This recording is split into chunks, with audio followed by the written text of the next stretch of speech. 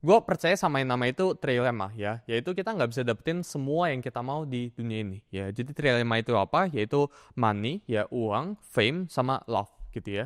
Jadi kalau kita ngomongin ya, kalian kalian tuh pengen dapetin uang yang sangat banyak dan pengen terkenal banget, ini pasti ada masalah antara di ketiganya. Uang itu nggak sama dengan nama itu kasus cerai. Jadi uang itu nggak selalu sama dengan kebahagiaan. Lebih banyak uang itu nggak selalu kalian lebih happy ya. Selalu ada yang namanya itu threshold ya. Gua ngomong gua pribadi pun ya, itu ada yang namanya itu threshold. Jadi ketika udah reach certain amount ya, ketika udah hit kayak misal 10M ya di Indo gitu ya, atau udah hit gaji income misal 50 juta ya. Penghasilan 50 juta ya sama penghasilan 100 juta itu gap difference itu nggak beda jauh buat di lifestyle-nya ya. Karena basically lu nggak bisa beli apa-apa lagi. Dan ini gue pribadi ada rasain gitu ya. Lu udah punya duit 1M, terus tiba jadi 2M income misalnya. Income 1M sama income 2M ya. Income 10M sama income 15M, income 100 sama 200M itu nggak jauh bedanya. Karena uang itu ada diminish ya. Uang itu unik. Ketika teman-teman ini menghasilkan sangat-sangat baik uang ya, lebih baik uang itu bukan berarti lebih baik happiness. Uang itu di saat lu punya banyak uang ya, di saat batasan-batasan itu hilang,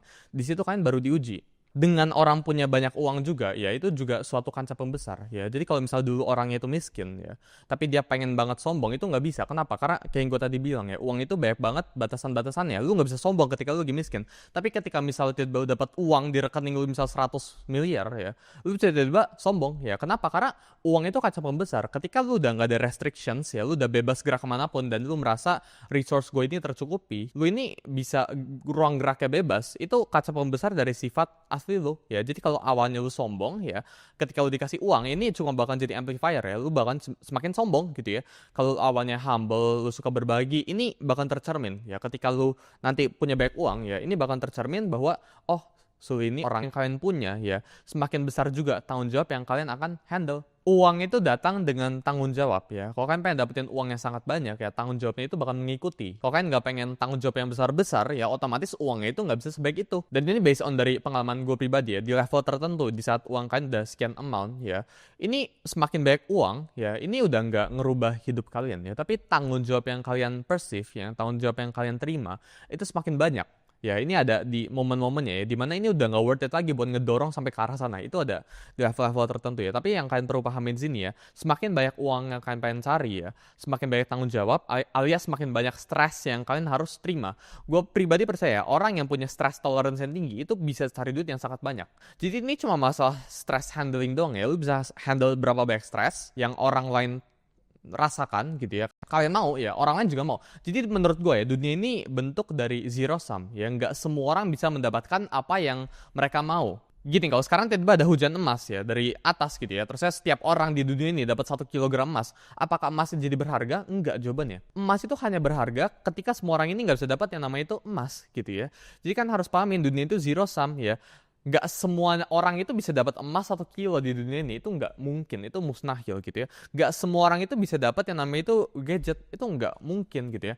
Nggak semua orang itu bisa dapetin kemewahan yang 1% orang itu punya. Ya kenapa? Karena dunia ini tentang kompetisi ya, dunia ini tentang zero sum. Di saat ada satu barang yang kalian mau, orang lain juga mau ya. Ini tinggal berkompetisi aja ya, siapa duluan yang dapat. Kurang lebih bahasa kasarnya kayak gini ya, uang itu dijaga sama setiap orang ya. Gue itu jaga uang gue, kalian yang nonton lu jaga uang lu gitu ya. Kita tuh harus figure out ya. Kita tuh harus cari cara gimana cara ngambil duit tanda kutip dari sesama ya, alias convince orang buat kasih duit kita. Itu kenapa dunia itu zero sum. Jadi nggak bisa ya semuanya itu bener-bener kaya. Setiap uang yang kalian mau ya orang lain juga mau. Gue percaya ya, kita semua itu pengennya itu kebebasan muter terus di sini. Dia nggak bakalan keluar dari chain ini, kita anggapannya. Ya, spiral ending ini. Kalau dia nggak bisa yang nama itu menunda. Kalau dia nggak bisa yang nama itu delay gratification, kalau dia nggak bisa menunda kesenangan sebentar aja, dia nggak bakalan keluar dari spiral ini. Karena gue percaya kalau 3 minggu jualan terus saya 1 minggu pulang kampung duitnya habis, terus saya balik lagi jualan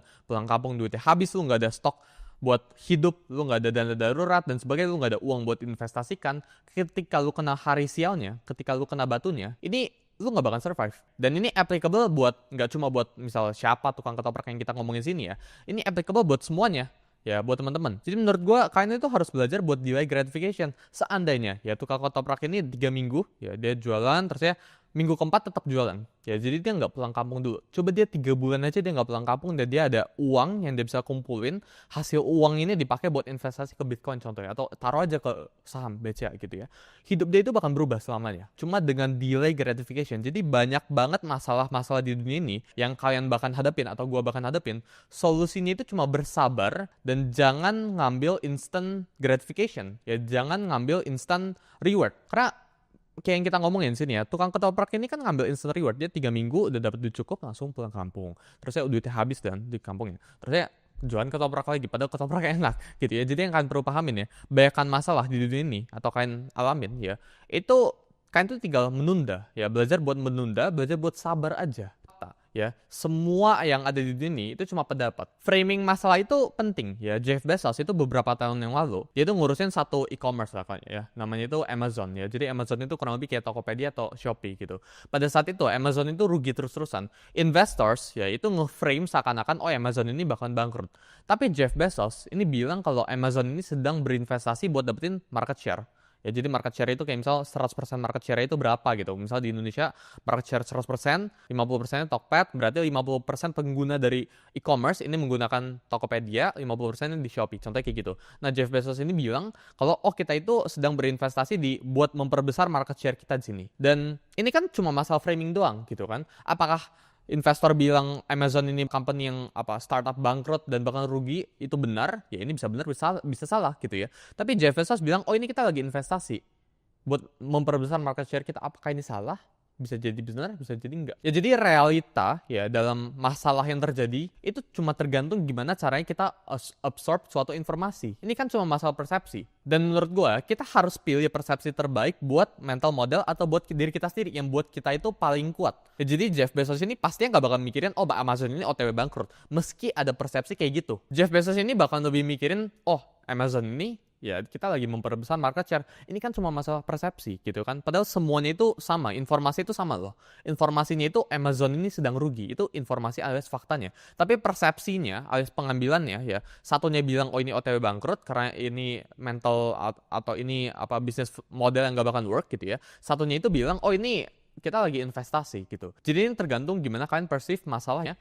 Itu lebih real daripada realitinya. Realitinya itu cuma 1/10 ya, karena ada sistem namanya itu fractional reserve banking. Gue percaya kalau nothing is personal ya. Jadi semua yang bergerak di dunia bisnis atau di dunia ini gitu ya, ini semuanya itu bergerak berdasarkan kepentingan ya. Jadi kalau kepentingan gue ya positif ya, gue bakalan ngomongin positif terhadap suatu orang gitu ya. Tapi kalau kepentingan gue bertabrakan dengan orang ya, pasti gue clash sama dia. Gak ada orang yang benar-benar benci sama kita ya. Mereka itu cuma punya kepentingan yang beda aja sama kita atau view value aja yang beda sama kita. Di saat kepentingan itu nggak align, ya, maka orang itu bakal benci sama lu. Tapi ketika kepentingan kalian itu sama, orang itu bakalan nggak benci sama lu. Ya, maksudnya kayak gimana? Misal gue ada company satu besar gitu ya, kompetitor gue itu pasti kesel sama gue, gitu. Karena gue grow gitu ya. Tapi di saat misal kompetitor gue sama gue itu gabung jadi satu, apakah kompetitor gue bakal lanjut benci sama gue? Jawabannya enggak. Karena kenapa? Karena kepentingan kita itu sama. Tapi di saat kita split dua kayak gini ya, kepentingan kita itu berbeda, otomatis ya kita bakal saling benci. Orang itu kadang bisa ngomong negatif, kadang bisa ngomong positif ya. Ini tergantung again kepentingan ya. Jadi ketika kepentingannya itu align ya, orang itu bakal ngomongin positif tentang kita. Orang itu sering banget tanya ke gue ya, so itu gimana cara lu nanggepin hate comment dan sebagainya ya? Gimana cara lu nanggepin orang-orang yang misal content creator lain yang gak suka sama lu? Gue simple aja mikirnya ya, kepentingan gue itu gak align sama mereka ya, mereka itu gak punya kepentingan yang align sama gue ya. Coba seandainya kita satu bisnis bareng, mereka itu gak bakalan ngomongin aneh-aneh. Ini salah satu mental model yang menurut gue lumayan penting ya buat kalian absorb ke dalam diri kalian. Lumayan penting ya buat kalian absorb ke dalam diri kalian ya. Jadi dunia itu bergerak dalam kepentingan. Terkadang itu kita lebih baik buat diremehkan ya daripada dipandang. Terkadang itu kita lebih baik orang ngeliat kita itu kita cuma punya duit 100.000 daripada punya duit 100 juta. Ya, jadi nggak penting orang itu tahu kita punya duit berapa, nggak penting orang tahu seberapa powerful kita, ya nggak penting prestasi-prestasi ABCD kita gitu ya. Karena terkadang ya kita lebih baik buat diremehkan sama orang-orang yang ya kita ngomong dangerous gitu ya. Kenapa? Karena ketika kita diremehkan ya, ruang gerak kita itu lebih bebas ya. Kita itu lebih bisa gerak kemana-mana. Sedangkan kalau kita dipandang, kita di look up tuh gitu ya, kita tuh selalu dipantau. Ya, jadi ketika gue pengen gerak sini, gue diperhatiin ya. Gue gerak sini lagi diperhatiin. Jadi lebih baik diremehkan daripada dipandang. Validasi itu hanya untuk orang-orang yang punya ego tinggi. Dan ego itu is a never ending game ya. Ego itu unlimited, itu sama kayak money ya. Money itu is a infinite game ya. Ego itu juga infinite ya, nggak ada habisnya. Lu mau cari ego sampai manapun, lu mau muasin hati ego sampai manapun, itu nggak ada habis ya. Gue tahu itu human ya, tapi ego game itu nggak ada habisnya. Dipandang itu berarti ekspektasi orang ke kita itu tinggi gitu ya. Kita anjir, ini orang kompetitor, ini orang threat gitu ya. Itu bagaimana cara kita ngomong 90%-an lebih orang itu berpikir ya. Orang itu jarang sekali bisa terinspirasi ya, tapi orang itu mental model frameworknya tuh kayak gitu ya. Orang itu gampang iri. Dunia itu penuh dengan keirian kita ngomongnya ya. Jadi never tell ya people how much you make ya, karena itu nggak ada untungnya buat kalian ya. Jadi buat apa kalian kasih tahu ke orang ya, bulan ini hasil segini, bulan depan hasil segini, buat apa gitu ya. Itu nggak ada manfaatnya. Be grateful ya, but not satisfied ya. Maksudnya kayak gimana? Bersyukur itu nggak apa-apa ya, bersyukur itu wajib ya, tapi puas itu jangan ya. Perusahaan ya yang nggak grow alias yang stuck gitu ya, yang flat pertumbuhannya, itu perusahaan yang akan bangkrut ke depannya. Manusia yang tidak grow alias manusia yang sudah merasa puas, karena kan ketika kalian merasa puas ya, lu nggak bakal grow lagi, lu nggak bakal berusaha buat ya outgrow diri lu yang tahun lalu gitu kan. Manusia yang stuck, yaitu manusia yang eventually akan fail ya. Jadi menurut gua ya, kalian harus belajar buat bersyukur boleh ya, tapi puas itu jangan ya. Karena ketika kalian puas ya, di situ titik kalian buat